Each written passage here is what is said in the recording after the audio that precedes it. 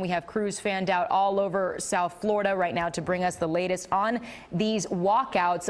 Let's bring back in Jim DeFede here, the host of Facing South Florida. Jim, we touched on briefly before we heard from Superintendent Alberto Carvalho out of Miami-Dade. Why this has seemed to move so quickly because of the fact that the Florida legislature was in session at the time of this shooting, and it made all those crying, screaming students and their parents impossible to ignore.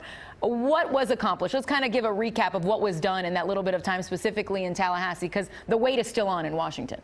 Right. So in Tallahassee, it was clearly a momentous event in the sense of it was the first time they had restricted some gun measures in more than 20 years. The NRA's control of Tallahassee is well known. So what they did was they raised the legal age to possess a firearm from 18 to 21. They added a 3-day waiting period. They also banned bump stocks. They also provided for greater authority for police in certain circumstances with a judge's order to seize guns and take guns away from individuals. In addition to that, there was also more than $400 million being spent for additional school resource officers and for mental health counseling within the schools. And of course, the most controversial aspect, the Guardian program, which would allow for certain designated individuals in some schools that volunteered to come into this program to be trained to carry a concealed weapons on school ground.